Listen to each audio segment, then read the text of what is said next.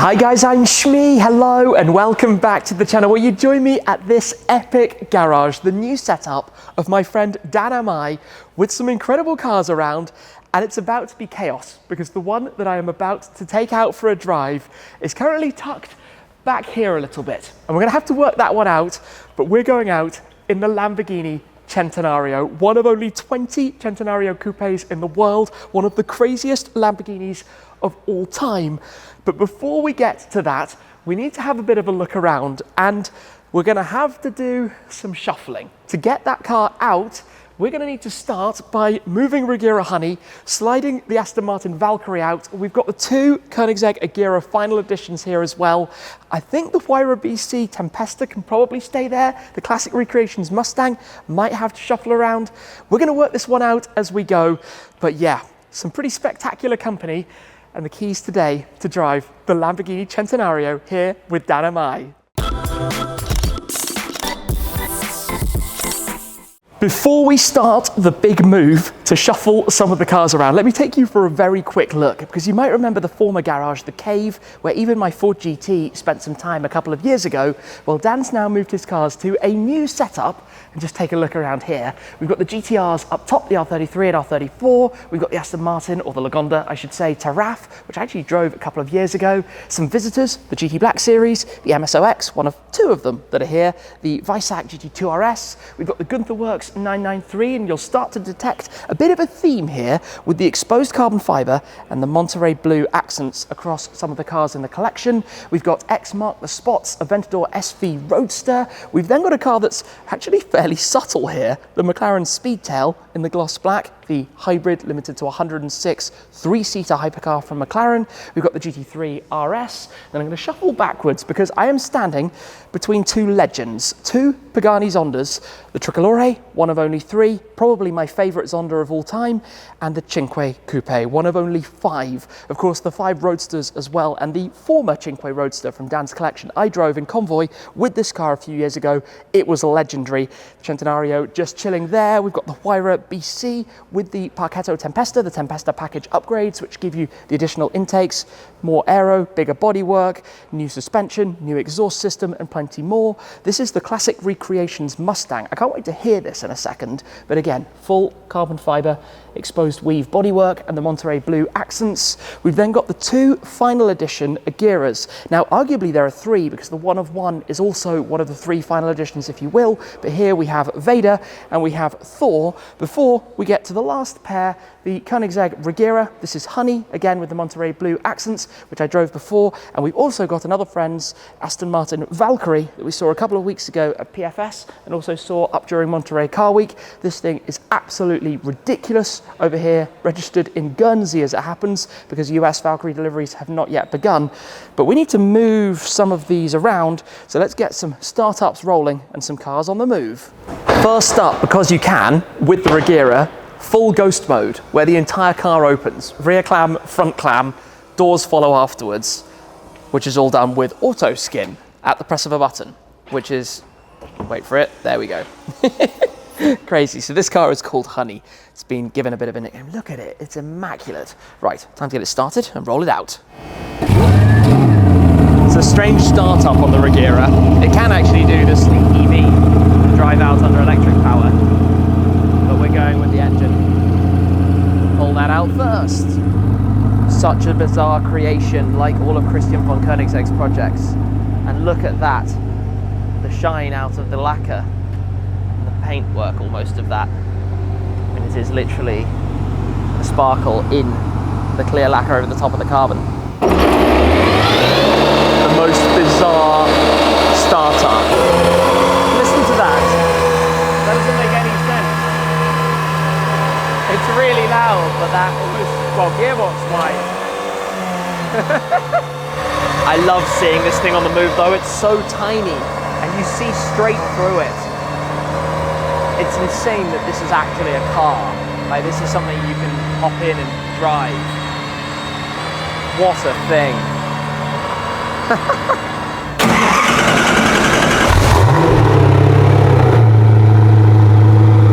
Off goes Vader, which also, by the way, has the diamond dust, as you can see, in here. Actually, if we wait until we're outside into the sunshine, we're going to see how that actually transforms with light on it. Wait for it, give it one moment. Look at this. Wow, that carbon looks amazing.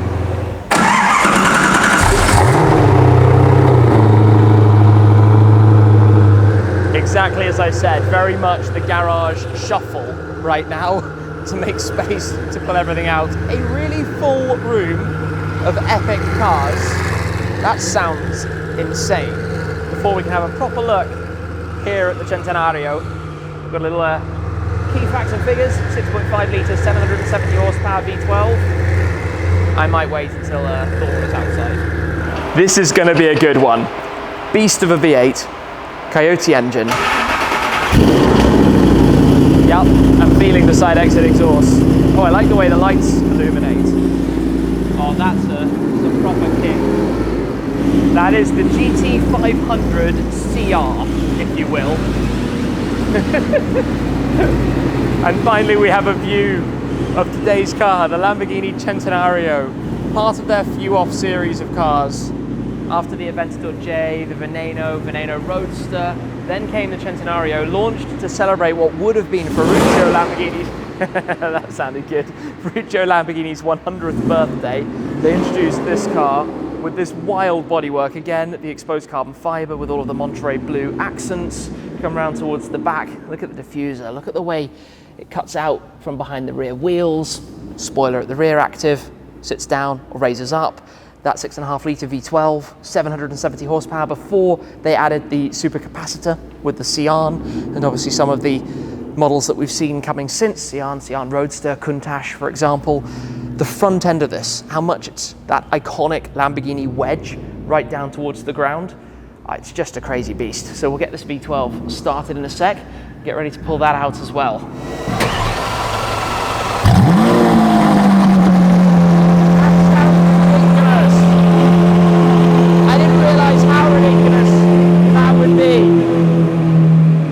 Get out of the way. Oh, I love the colour around the snorkels at the front.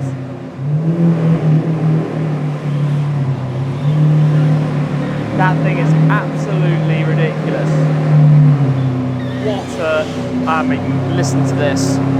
Whoa. I've got to show you the interior here quickly. Look at this again, the blue accents mimicking the exterior with the central console.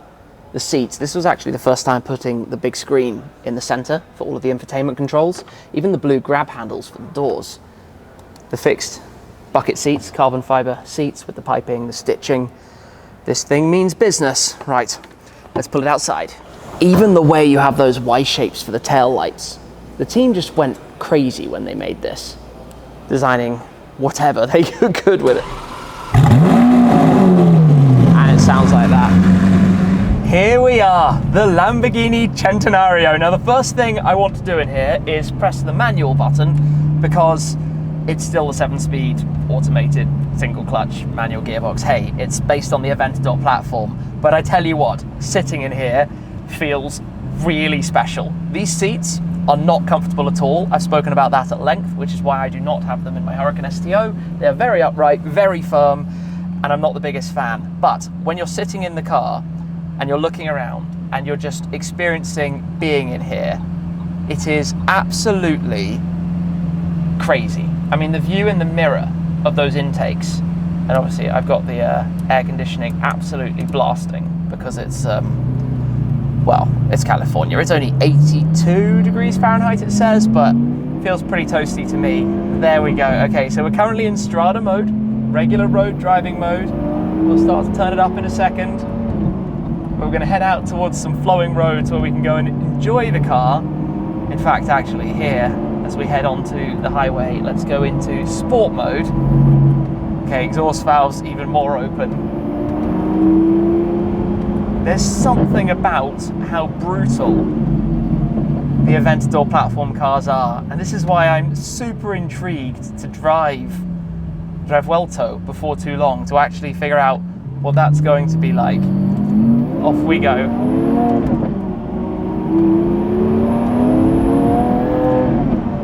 Oh, it's dramatic, isn't it? Even those crackles just on the liftoff. Oh gosh, sitting in normal traffic in a multi-million-dollar Lamborghini Centenario. Ease into this.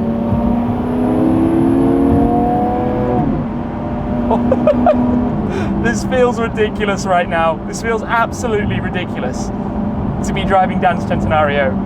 And I hope you're not playing the Centenario drinking game, or this is going to get very messy very quickly for every time that I say it. But this is a Centenario, one of only 20 in total that Lamborghini made of this truly absurd hypercar. And I've referenced before that it's basically the Lamborghiniest of Lamborghinis because it makes so little sense. Full carbon body on a, of course, reworked V12 from the Aventador, 770 horsepower. But ultimately, it's such a cool showpiece, an item. You know, Dan's had this car from new, spec'd it up in this, I think we could say, signature livery. But let's head somewhere where we can go and unleash a little bit more.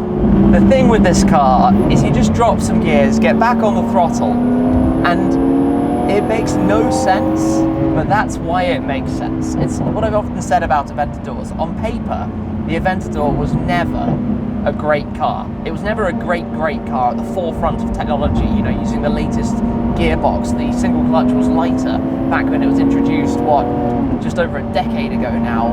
But in the latest hypercars, and this is something quite interesting in terms of my Zenvo and how these compare, if you will, it's about the experience, it's about the drama, the excitement, and you know, dropping it down to second gear.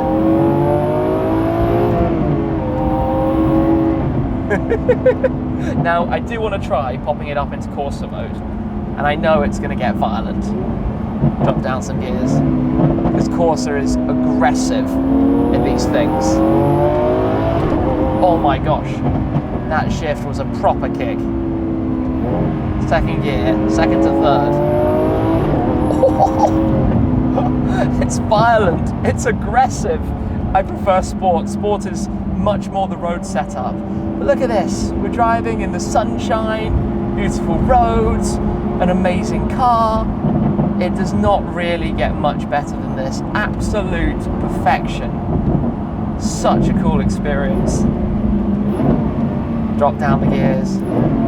You just have to know how to drive with this kind of gearbox. You have to know to fluctuate the throttle pedal if you want a smoother shift. You have to know just to back off a touch, let it shift, then get back on the power. And that's what adds the crazy drama of it. That's what adds the massive excitement that comes when you're at the wheel of this thing.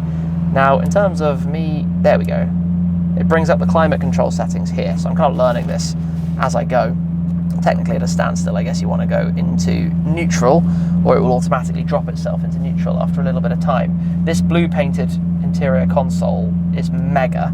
That's really cool. And yeah, clearly school's just finished. There are lots of kids running past who aren't interested in the crazy wild Lamborghini. And I'm not going to rev it because that would be antisocial. But in a moment, the lights will change and it will be time. Okay, he's like, oh my gosh, he turned away.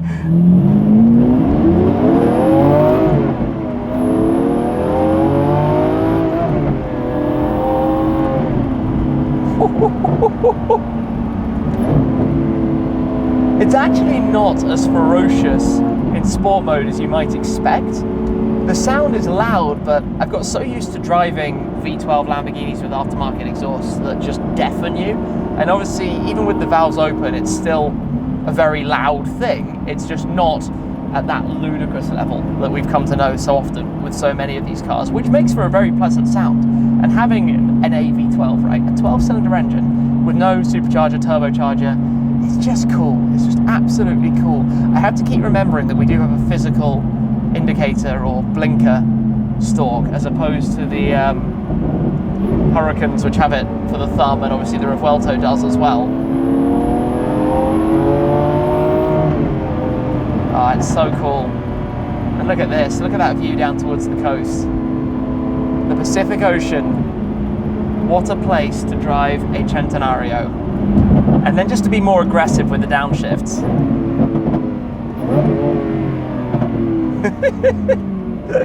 It puts a smile on your face. This is a car that puts a smile on your face, and that's what something like this is supposed to do. It's that coach-built, limited number, 20 coupes, 20 roadsters, part of the Lamborghini Fuoff series that's obviously become even more popular since. The numbers have grown over time, starting with one Aventador J, then there were the Sesto Elementos. It's not entirely clear how many, but obviously on exclusive car registry you can see all of this. Then we had the Veneno Coupes 3, Veneno Roadsters 9, Centenarios 20 and 20. I've missed out the Reventons. How could I miss out the Reventons? 20 coupes, 15 roadsters. We also had the Cians, became 63 coupes, 19 roadsters. The Countachs, which became 112, paying tribute to the 112 LP112 original code name of the earlier Countach. And obviously this car sits at that kind of sweet spot of being pretty recent, but so few. And if anybody wants to complete the collection, there aren't exactly loads of these around. Obviously we get the green light, we point the wheels straight, although four-wheel drive in here of course.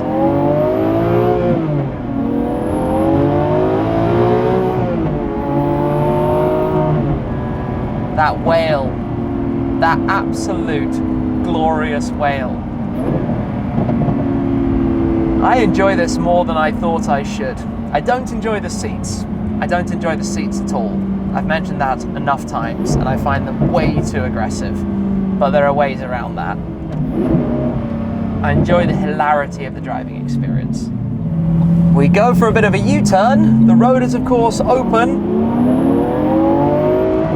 I love being able to open up a car where one, it's illegal, two, you have beautifully smooth tarmac, three, incredible views, and just appreciate the experience, because this is something that's quite hard to put into words, and it is a huge thanks to Dan for allowing me to drive this. Of course, camera phones out everywhere. Is this where I give the guys a gearbox drop?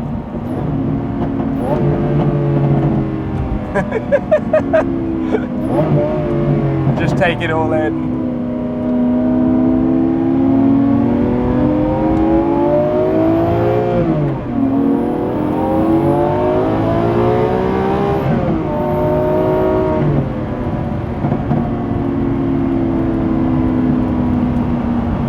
So epic.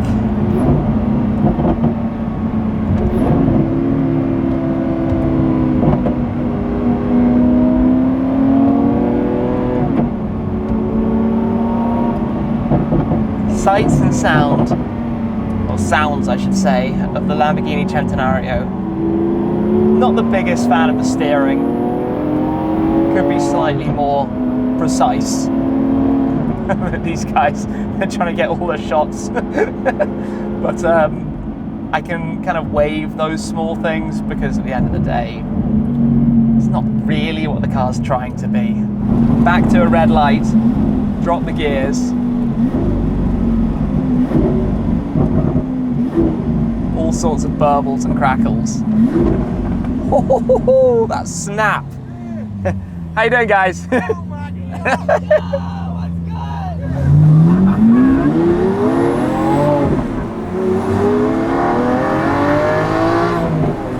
Time to push this through at least one corner, where thankfully the steering does weighten up quite nicely. And you know what else we have, I think just here, is a little bit of a tunnel. So let me drop it down a gear, pop open the window, get ready to enjoy this.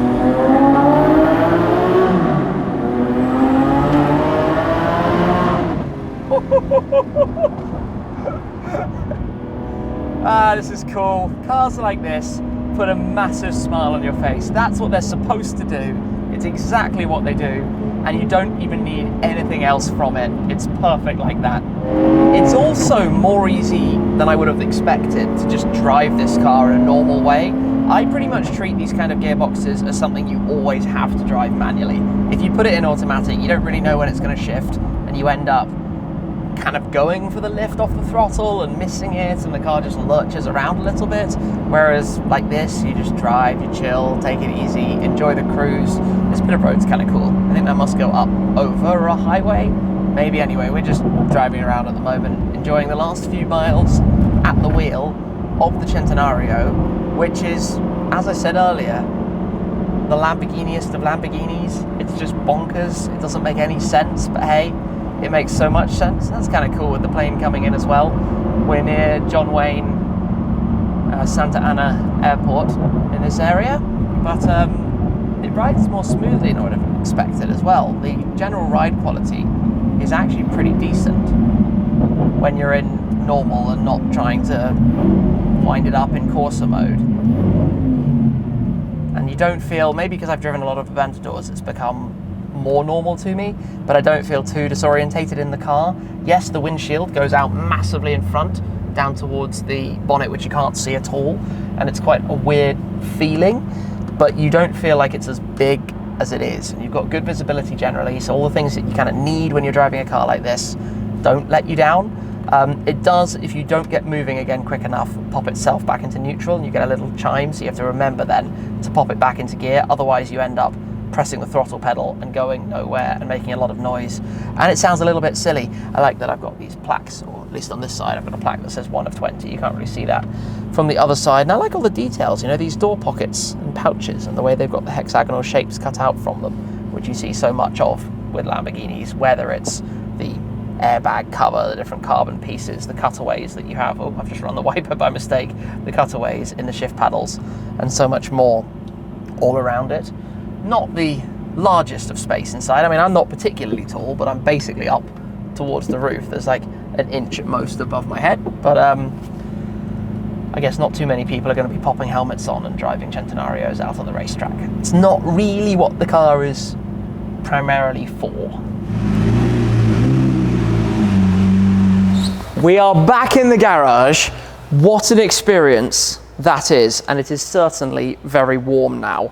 But just all the intricacies of the design that you don't see immediately with this car, the way that it has so many of these repetitive shapes, triangles, the hexagonal shapes, the exhaust system down here. I mean, just have a look at those triple exhaust tailpipes that sit obviously inside this heat shield around them.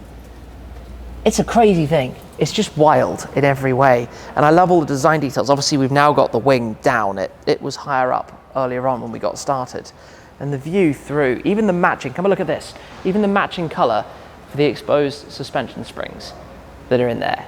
That's the kind of attention to detail I love on a car like this. And obviously now sat right alongside Honey, and you get those Monterey Blue accents. Monterey Blue was a color I remember from Murcielagos and earlier Lamborghinis as well. Oh, that was cool. As a car to drive, it's about the experience, right? First and foremost, it's the experience. I think dynamically, power-wise, it would be hard to justify if you didn't have the exclusivity and the rarity of something like this. I like that you can jump in and just drive it, perhaps more so than I expected. And remember, this came, I want to say, before even the SVJ, almost preempting a little bit what we were going to get with that car. So you feel that. Obviously, it's reworked from the original Aventador. Big changes have happened since the very first car. Obviously, the model life cycle lasted more than 10 years. But I'm impressed with, one, how it sounds as stock, like the crackles that you get out of it are super cool. Two, how easy it is to drive and how not necessarily over the top it is. But three, I just love the ridiculousness of it. The way you see people pulling out their camera phones absolutely everywhere. The way people go completely wild and crazy for it. So all I can say is a huge thanks to Danamai for the opportunity to drive the Centenario today, to have an experience of that. Out here, total dream. I don't even know how better to summarize it. So yeah, that was epic. You can check out this car on ECR, of course. I'll actually pop the link to that down below. Oh, I'm gonna go and take a sit, think back about that little drive. So thank you very much for joining me, guys. I hope you've enjoyed coming along for the experience. But that's it for this time, and I'll see you again very soon. Cheers.